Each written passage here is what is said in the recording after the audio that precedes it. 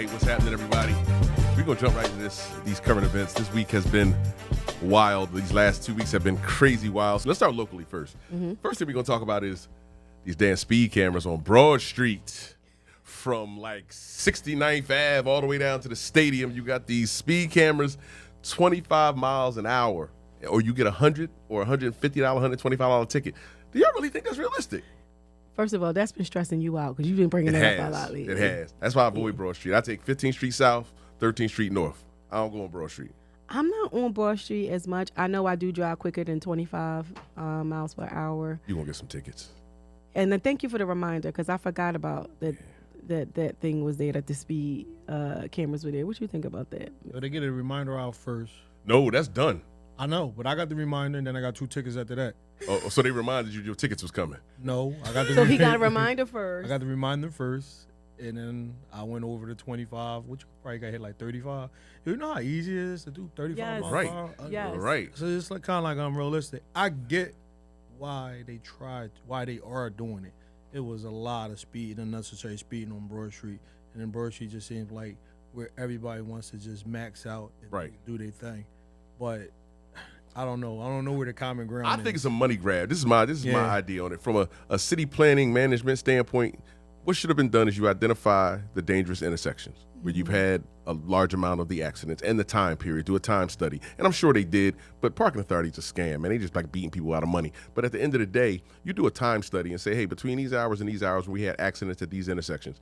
Put camera signs up between 10 p.m. and 1 a.m. Speed cameras will be in effect. And in that way, it'll still allow people to traverse back and forth to Broad Street. Because trying to get downtown in the morning at rush hour doing 25 miles an hour, everybody going to be late. Yeah. What you think, Mrs. Boyer?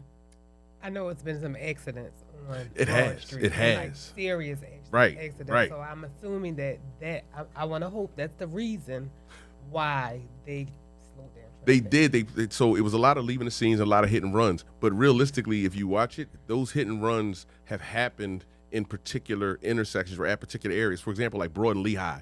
Broad and Lehigh has had like an inordinate amount of people getting hit there. And later at night, like between 10 p.m. and 1 a.m., because it's dark, people try to cross that intersection there. It should be blocks, specific blocks, and they have the times.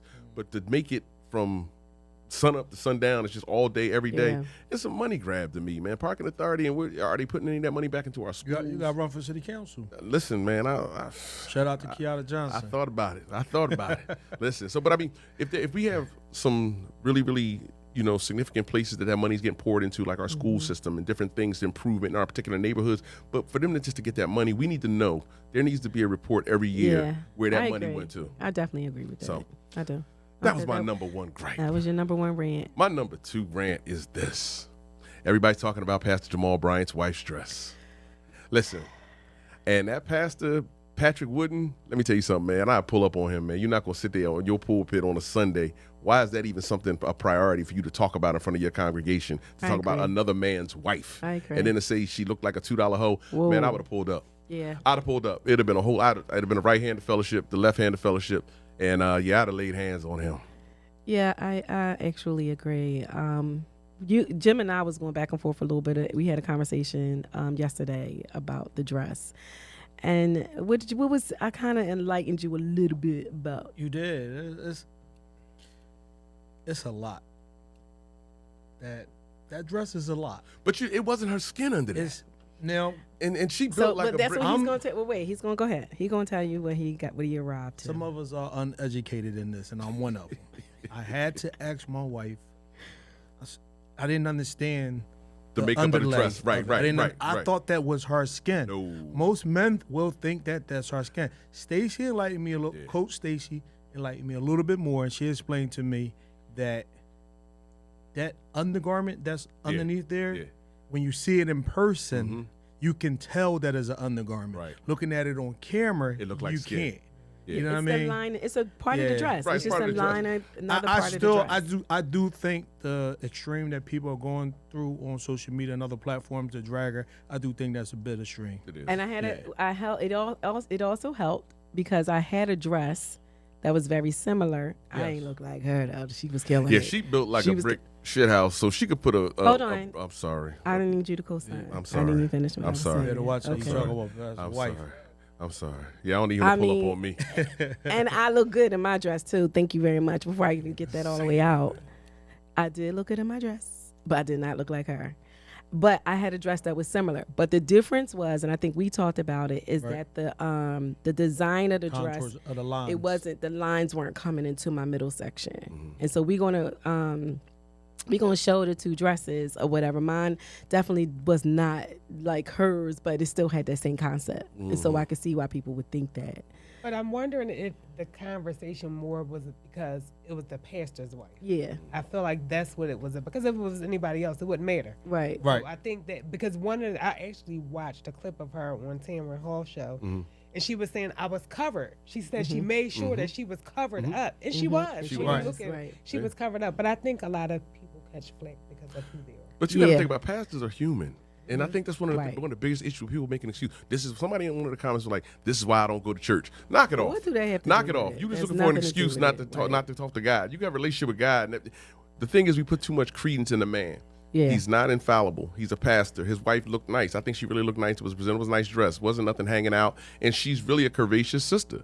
You know, don't pull up on me, Pastor Jamal Bryant. But she's just built. I mean, what you gonna do? You could put a brown paper bag over it. It was going.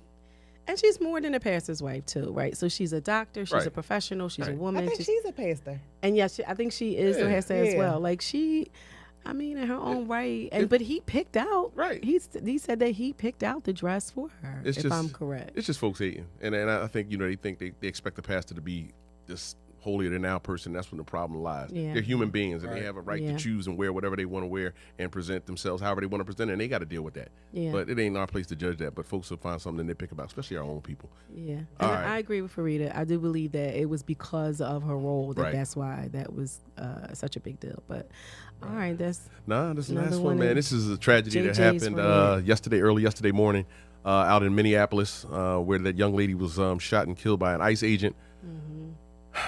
A tragedy that we saw unfold on film, and we've seen it from multiple angles. And the fact that the White House and Kristi Noem is trying to justify it and stand there and blatantly stand at that podium and lie and create this narrative when that's been seen from 3 different angles. And, you know, y'all know what I do for a living. Yeah. I've seen that thing a million times. I watched that video, slowed it down tons and tons and tons of time.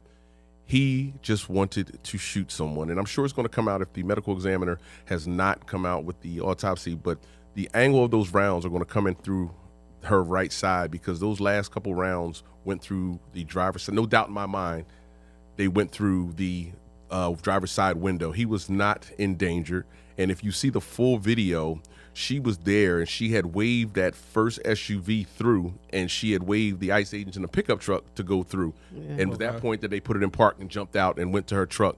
But at the end of the day, you got to think about this, and we all here.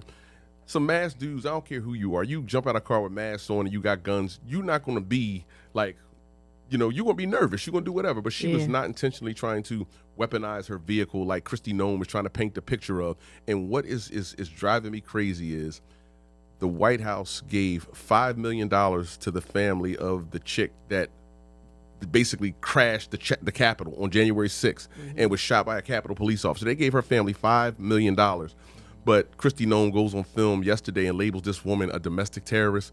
Come on, man. Yeah. Where we at?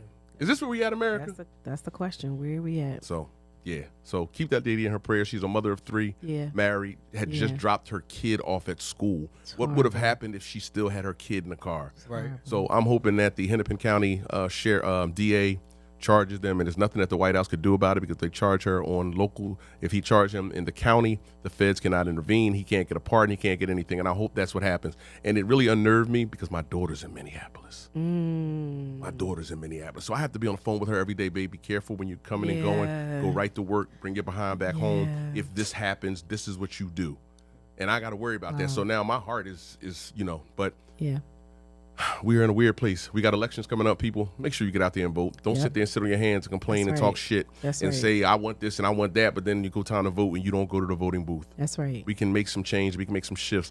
Email, call your council person, call your congressperson, call your senators. Write the email them. Just flood them with emails. Yeah. But it was a tragedy that happened, and we watched it all in real time, and they're trying to spin it. That's all I got for this week. Thank you for keeping us aware, JJ. No doubt, Thank no you. doubt. We need that. We need that. Appreciate you for that. I'm out.